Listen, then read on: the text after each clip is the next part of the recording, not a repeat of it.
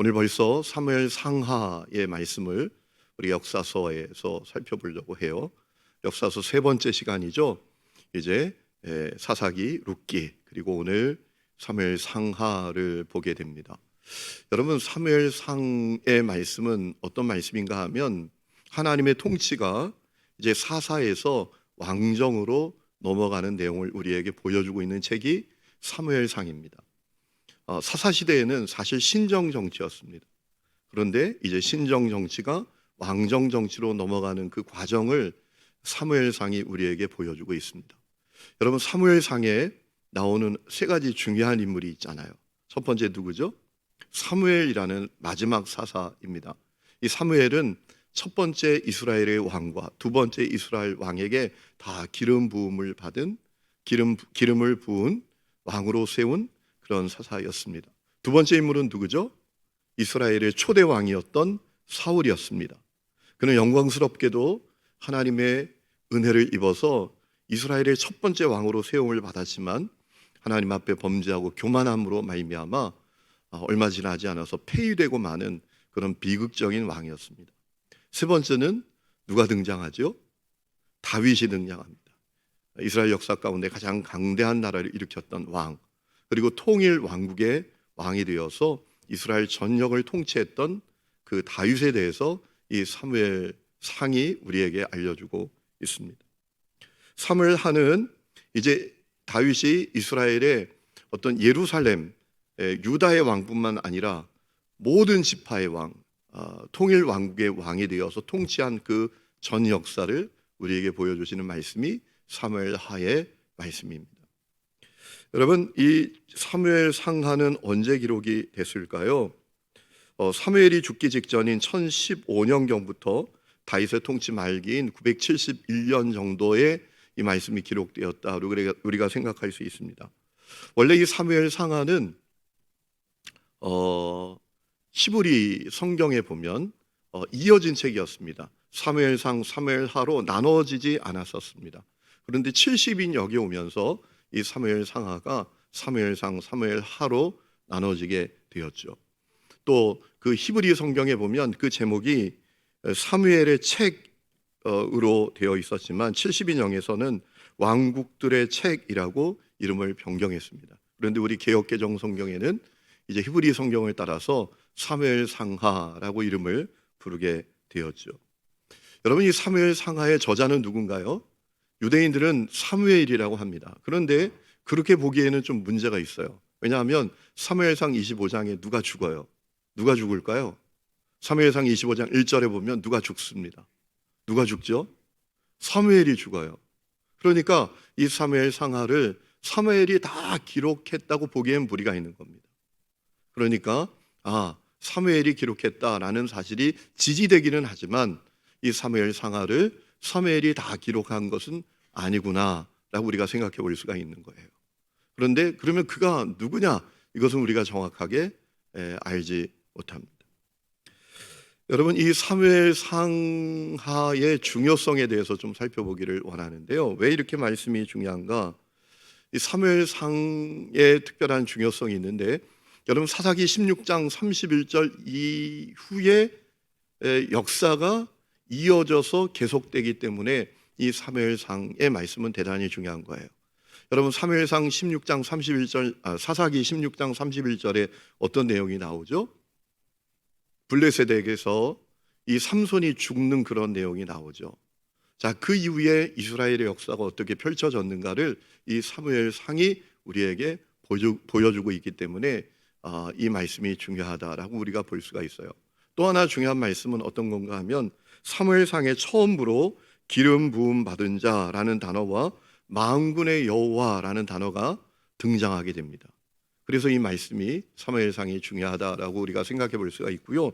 또 하나 중요한 것은 이 사무엘 하에 대해서 우리가 좀 생각해 보기를 원하는데, 사무엘 하에는 다윗의 통치를 우리에게 알려주고 있는데 그의 장점만 아니라 그의 약점까지도, 그의 허물까지도 다 우리에게 알려주고 있어요. 여러분, 다윗의 가장 약점이 있죠. 다윗의 가장 참으로 보면, 어떻게 보면 그의 허물이 있죠.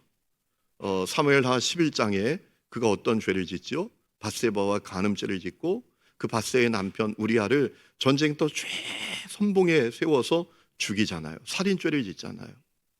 여러분, 사무엘하는 다윗의 어떤 강점뿐만 아니라 다윗의 약점, 그의 허물까지도 우리에게 다 알려주고 있어요.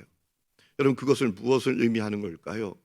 하나님은 부족한 자도 쓰신다. 하나님은 허물이 있는 자도 하나님이 사용하신다라는 사실을 우리에게 보여주는 면에서 이 사무엘하는 대단히 중요한 말씀이다 라고 생각해 볼 수가 있는 것입니다. 또 하나 가장 중요한 게 있어요.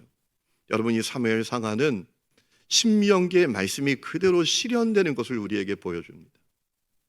여러분, 신명기의 핵심이 뭐예요? 신명기는 어떤 책이죠? 자, 신명기는 어떤 책입니까? 라고 여러분에게 묻는다면 여러분 어떻게 대답하시겠어요? 이런 거 잘 알아야 된다라고 했죠. 그렇죠? 신명기는 어떤 책이죠? 모세의 설교잖아요. 가나안 땅을 바라보고 모압 평야에 이르렀을 때 모세가 이스라엘 백성들에게 긴 설교를 하잖아요. 간절한 마음으로 설교하죠. 왜 그랬죠? 그들은 출애굽 2세대입니다. 출애굽 1세대는 불신과 또 범죄로 가나안 땅에서 다 죽고 말았어요. 그러니까 모세의 마음이 얼마나 간절했습니까? 이 세대는 실패하면 안 됩니다. 이 세대는 정말 이스라엘의 희망입니다. 간절한 마음으로 하나님의 말씀을 전하는데 그 핵심이 뭐예요? 그 설교의 핵심이 뭡니까? 순종하면 복을 받지만 순종하지 않으면 고통받는다, 징계받는다, 심판받는다. 여러분, 그것이 신명기의 핵심이에요. 중요한 사실은 이 사무엘 상하의 말씀은 그 신명기의 말씀이 그대로 성취되는 것을 우리에게 보여주기 때문에 중요한 거예요. 제가 이따가 결론 부분에서 말씀을 드리겠지만 여러분, 이 사무엘 상하는 우리에게 질문을 하고 있어요. 당신은 어떤 길을 가겠느냐고.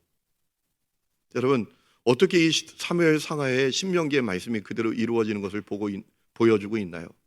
여러분, 다윗이 하나님 앞에 신실하게 반응하고 순종하고 그가 거룩하고 정결할 때에는 날 어디로 가든지 이깁니다. 우리 아까 두 번째 읽었던 사무엘의 8장 6절 말씀에 보면 다윗이 어디로 가든지 여호와께서 이기게 하시잖아요. 그러니까 순종하면 승리하는 거예요. 순종하면 하나님께 복을 주시는 거예요. 순종하면 형통하게 되는 거예요. 그런데 어떤 일이 벌어지죠? 사무엘하 11장에 다윗이 범죄해요. 그가 간음죄를 짓고 살인죄를 짓습니다. 그러자 어떤 일이 벌어지죠? 그가 하나님께 버림받지는 않지만 어떻게 됩니까? 엄청난 고통 가운데 처하게 됩니다. 가족으로 인해서 고통을 받고 국가적으로 말할 수 없는 고난의 시절을 보내는 역사가 이 다윗에게 펼쳐진다라는 거예요. 그러니까 이 사무엘 상하는 신명기의 말씀이 그대로 다윗의 생애 가운데, 사울의 생애 가운데 실현되는 것을 우리에게 보여주고 있습니다. 그렇기 때문에 이 사무엘 상하가 대단히 중요한 거예요. 여러분, 역사를 공부하는 이유가 뭡니까? 저는 대학원에서 역사 진학을 전공했거든요. 저는 역사를 좋아해요. 여러분, 역사를 우리가 공부하는 이유가 뭡니까? 여러분, 우리 믿음의 선배들이 갔던 그 잘못된 길을 가지 말아야 된다는 거죠. 여러분, 과거를 잊은 민족에게 미래가 없잖아요. 희망이 없잖아요. 여러분, 그렇기 때문에 이 신명기가 이 사무엘 상하가 신명기의 말씀이 그대로 실현됐다라는 사실을 알려주는 것은 우리에게 너무나 중요해요. 그러니 우리는 이제 어떻게 살아야 될까? 우리는 어떤 길을 갈아야 될까? 그걸 우리에게 결단하도록 도전하고 있다는 거예요. 우리도 순종하는 길을 가라. 우리도 거룩한 길을 가라. 우리도 하나님의 마음에 합한 길을 가라. 라고 도전하고 있다라는 겁니다.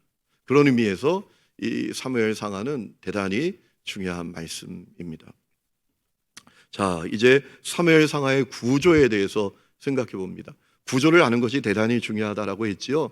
뼈대를 알아야 우리가 파악을 먼저 할 수 있잖아요. 먼저 이 사무엘 상의 구조를 우리가 생각해 보기를 원합니다. 너무나 간단해요. 세 부문으로 나뉘어져 있는데요. 1장부터 8장까지는 사무엘에 대한 이야기이고요. 9장부터 15장까지는 사울에 대한 이야기이고 16장부터 마지막 31장까지는 다윗에 대한 이야기입니다. 그러니까 여러분이 사무엘상 하면 어렵게 생각할 필요가 없어요. 세 사람에 대한 이야기구나. 첫 번째는 사무엘, 두 번째는 사울, 세 번째는 다윗에 대한 이야기구나. 이렇게 생각을 하면 됩니다. 그럼 사무엘 하는 어떤 구조를 갖고 있을까요? 두 가지입니다. 1장부터 12장까지는 다윗의 승리에 대해서 우리에게 얘기해 주고 있어요. 다윗이 하나님 앞에 신실하게 반응하고 하나님을 경외하고 거룩하고 순종하며 살아가니까 하나님께서 그에게 승리를 주시는 거예요. 어디로 가든지 이기게 하시는 거예요. 백전백승입니다. 그런데 어떤 일이 벌어지죠? 그가 하나님 앞에 범죄하니까 13장부터 24장까지 그에게 하나님의 징계가 임하고 그에게 고난의 역사가 펼쳐지는 장면이 나옵니다. 사무엘하 하면 여러분이 딱 머리에 큰 그림을 그리시면 돼요. 전반부는 다윗이 승리한 내용이고 두 번째는 그의 죄로 말미암아 다윗이 징계를 받고 고난받은 이야기지, 이렇게 생각을 하면 되는 겁니다. 아셨죠? 네, 그러면 내용으로 들어가 보겠습니다. 자, 사무엘상의 내용은 어떤 것이 있나요? 먼저 세 부분으로 나눌 수가 있죠. 1장부터 8장까지는 사무엘에 대한 이야기입니다. 자, 1장부터 3장까지, 사무엘상 1장부터 3장까지는 어떤 내용이 나오죠? 자, 엘가나라 또 한나의 가정에 자식이 없는 겁니다. 그래서 한나가 하나님 앞에 간절히 기도했더니 하나님께서 그 가정에 누구를 주셨죠? 사무엘을 주셨죠. 그리고 그 사무엘의 어린 시절에 대한 내용이 1장부터 2장까지 나오는 내용이죠. 그리고 3장에 있는 내용은 사무엘이 하나님께 부름을 받는 내용이 나옵니다. 그런데 정말 중요한 것은 그 당시가 엘리 제사장이 하나님 앞에 쓰임받고 있던 그 시대는 영적으로 캄캄한 시대였는데 하나님께서 사무엘에게 말씀하셨다라는 거예요. 우리 말씀 찾아보실까요? 3장, 사무엘상 3장 한번 우리가 찾아보시는 게 좋을 것 같아요. 사무엘상 3장 20절, 21절 말씀을 한번 보겠습니다. 사무엘상 3장 20절, 21절 우리 다 같이 한번 읽어보실까요? 시작. 단에서부터 브엘세바까지 온 이스라엘이 사무엘은 여호와의 선지자로 세우신 이분 줄을 알았더라. 여호와께서 실로에게 다시 나타나시되 여호와께서 실로에서 여호와의 말씀으로 사무엘에게 자기를 나타내셨다라는 거예요. 여러분, 이 시대가 영적으로 캄캄한 시대였는데요, 하나님께서 사무엘에게 하나님을 드러내 주셨다라는 거예요. 저는 우리의 자녀들이 이 사무엘과 같이 될 수 있기를 주의 이름으로 축원합니다. 여러분, 지금 영적으로 캄캄한 세대입니다. 정말 믿음으로 살기 어려운 시대입니다. 여러분, 요즘 기독교가 너무너무 공격을 받잖아요. 공격을 받는 게 아니라 우리의 잘못 때문이죠. JMS, 정명석이라는 그 이단 교주 때문에 여러분 얼마나 사람들이 이 교회를 향하여 손가락질하는지 몰라요. 여러분, 불신자들은 정명석 교회나 우리들의 교회나 다 똑같다고 생각하거든요. 이단들이 교회라는 이름을 붙이니까 말이에요. 그리고 너무너무 안타까운 건 저 세종에서 3.1절에 일장기를 내걸었던 그 남성이 목사라잖아요. 세상에 이런 일이 어디 있습니까?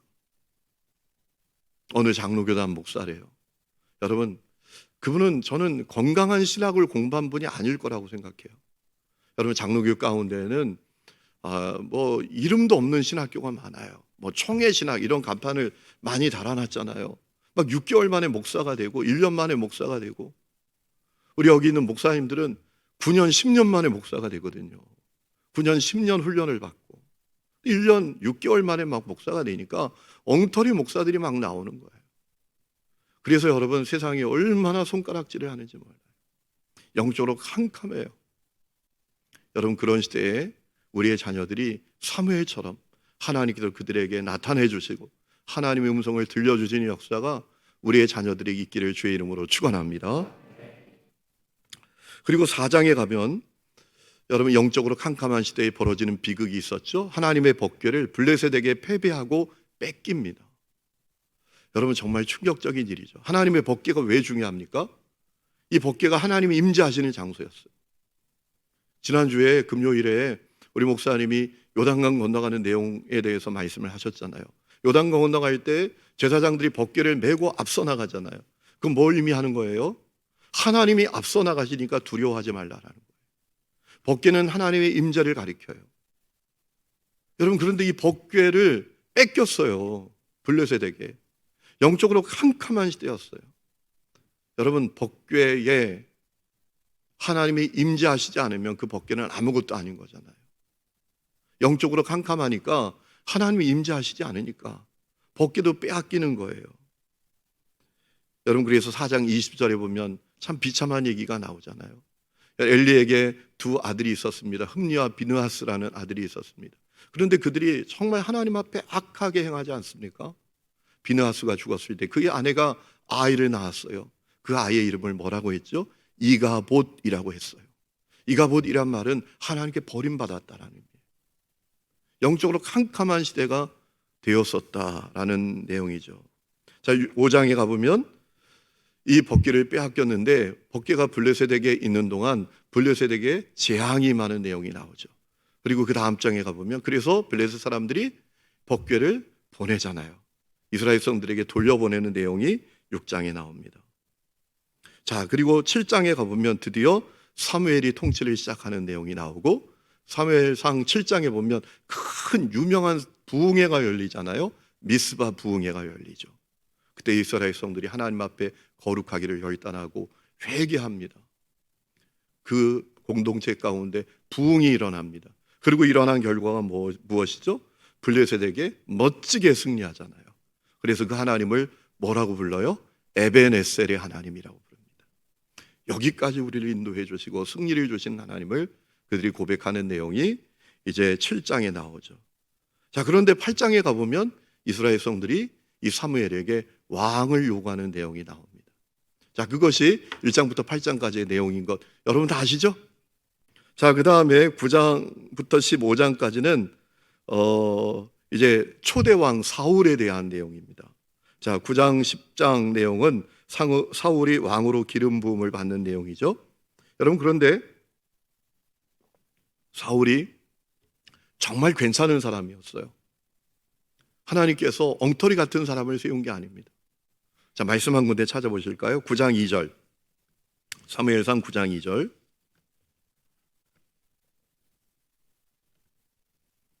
다 찾았으면 아멘. 우리 다 함께 읽어보실까요? 시작. 기스에게 아들이 있으니 그의 이름은 사울이요 준수한 소년이라. 이스라엘 자손 중에 그보다 더 준수한 자가 없고 키는 모든 백성보다 어깨 위만큼 더 컸더라. 아멘. 사울이 꽤 괜찮은 사람이었다라는 거예요. 그런데 그는 안타깝게도 하나님께 버림받는 인물이 되고 말았어요. 여러분, 중요한 사실을 깨닫게 되죠. 시작이 좋아도 끝이 좋지 않을 수 있다는 거예요. 조건이 좋아도 참 좋은 조건을 갖추었어도 끝이 좋지 않을 수 있다는 거예요. 자, 11장 내용을 보면 암몬과의 전쟁에서 승리하고 사울을 왕으로 세우는 내용이 나옵니다. 그런데 12장부터 14장까지 어떤 내용이 나오죠? 사울이 교만해집니다. 월권을 행합니다. 제사장이 해야 될 일을 자기가 하려고 합니다. 그리고 하나님께서 아말렉에게 승리를 주시고 그리고 아말렉에 있는 것은 모든 것을 진멸하려고 했는데 그가 거짓말하고 자기 것으로 취합니다. 그래서 어떻게 되죠? 결국 15장에 가보면 하나님께 버림을 받게 되잖아요. 여러분, 사울은 참 비참한 왕입니다. 하나님께 선택받았지만 부름받았지만 버림받는 왕이 되고 말았어요. 자, 그리고 16장부터 31장까지 이제 다윗에 대한 내용이 나옵니다. 여러분, 사울이 버림을 받고 다윗이 하나님께 선택을 받아서 사무엘이 다윗에게 찾아가서 기름을 붓잖아요. 여러분, 이새의 집에 사무엘이 갔을 때 하나님께서 중요한 말씀을 하십니다. 뭐라고 말씀하시죠? 나는 중심을 본다. 나는 그 용모, 그 키를 보지 않는다. 그 중심을 본다. 여러분, 그렇다고 다윗이 준수하지 않았던 것 아닙니다. 여러분, 사울이 악신 들렸을 때 다윗을 소개하는 내용이 나오는데요. 그 내용이 정말 기가 막혀요. 아주 잘생겼다. 악기를 잘 탄다. 감성적이다. 그는 아주 용맹이 있다. 라고 소개를 하거든요. 그런데 중요한 것은 이 다윗은 중심이 바로 된 사람이었다라는 거예요. 여러분, 우리 말씀 한번 찾아보시죠. 16장 7절. 16장 7절입니다. 다 찾았으면 아멘.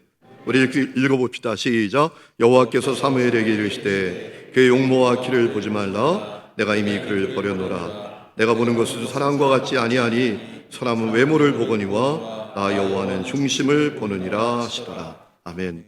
하나님 중심을 보셨다라는 거예요. 여러분, 여러분의 중심이 하나님의 마음에 합한 분들이 되시기를 축원합니다. 우리가 관심 가져야 될 것은 우리의 겉사람이 아니라 속사람이에요. 여러분, 겉사람은 점점 더 약해질 수 있어요.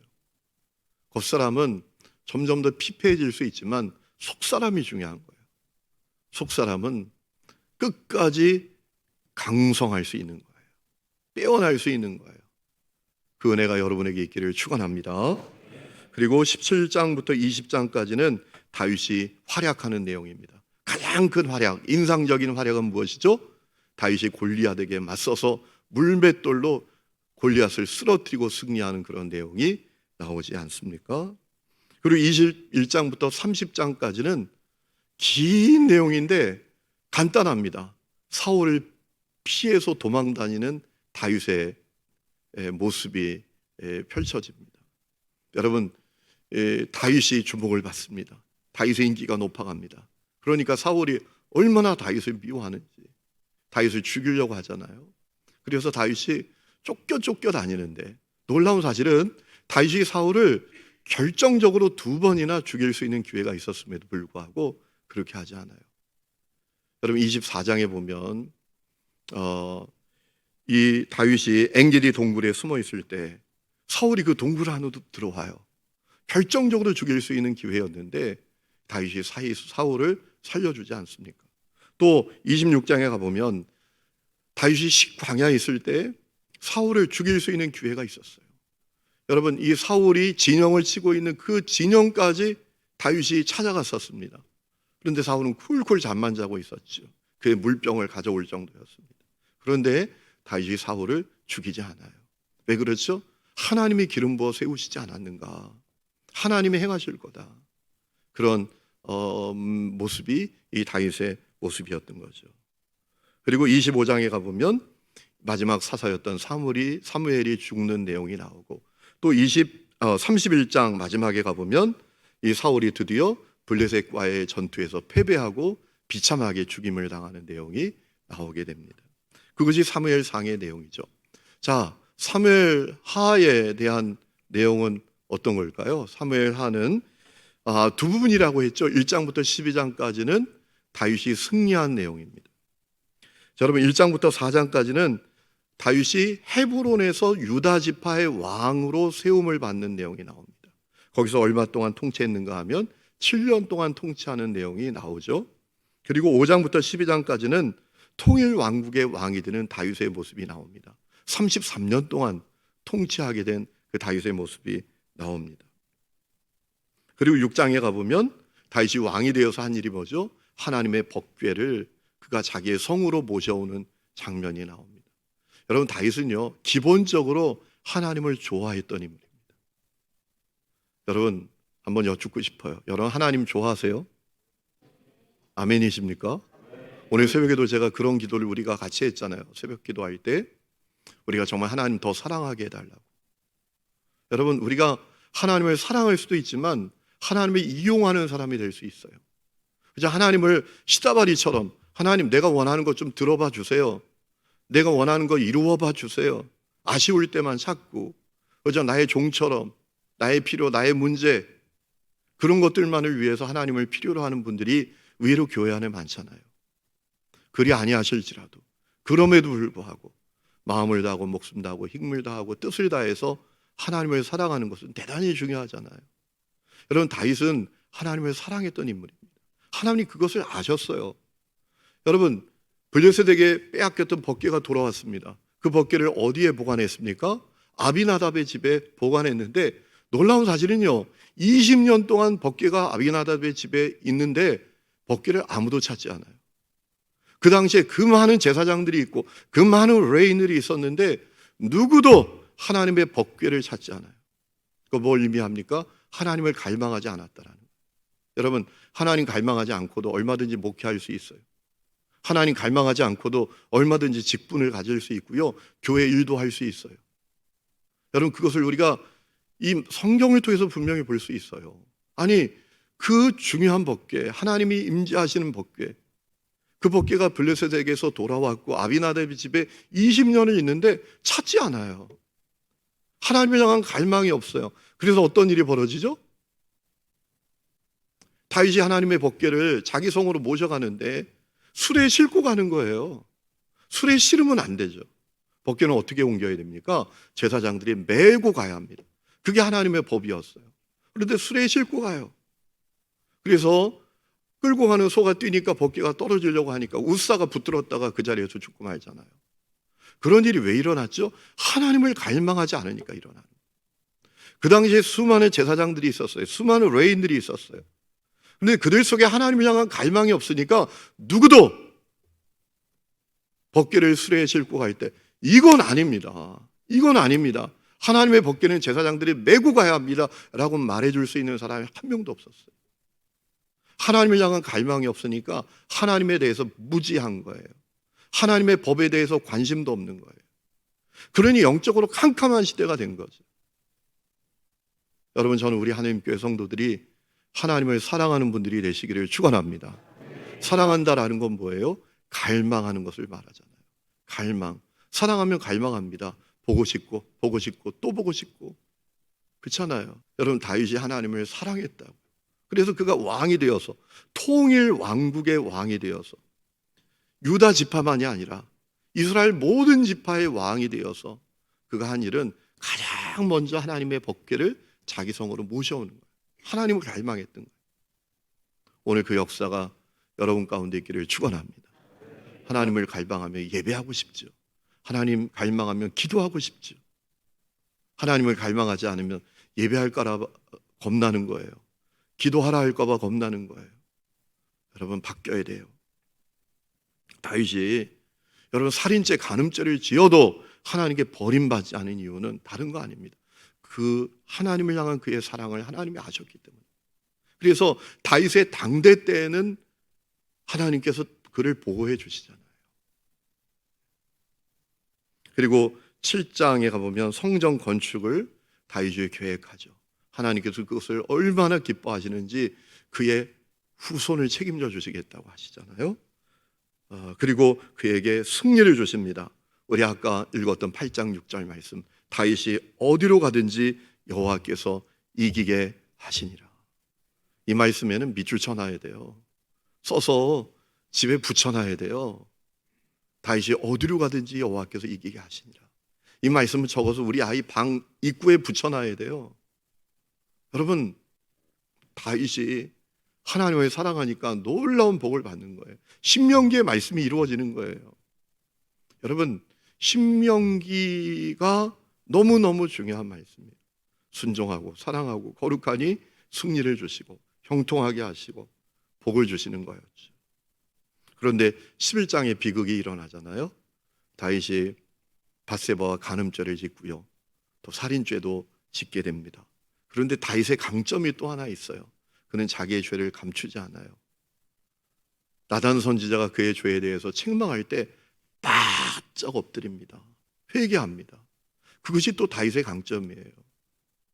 여러분, 안타까운 게 뭐죠? 죄를 죄로 깨닫지 못하는 거잖아요. 죄를 짓고도 깨닫는 마음이 없어요. 어설픈 양비론에 빠져서 살아요.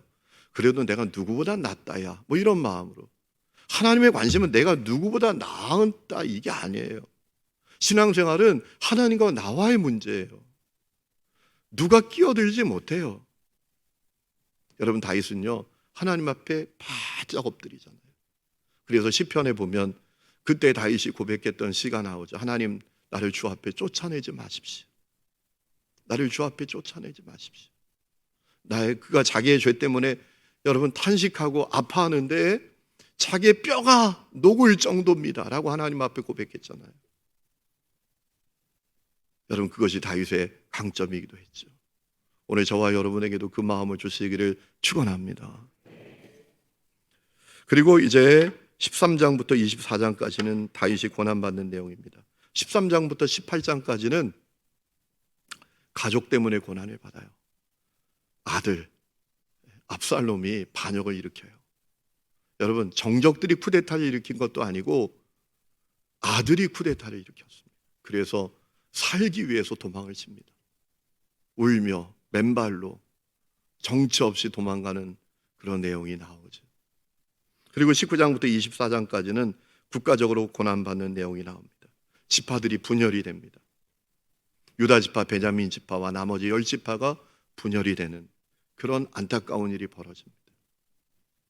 그리고 24장에 가서는 다윗이 교만한 마음으로 인구조사했다가 하나님께서 세 가지 징계 가운데 하나를 택해라. 그래서 그의 나라가 전염병으로 어려움을 겪는 내용이 나옵니다. 그리고 이제 사무엘하는 끝나게 되지요.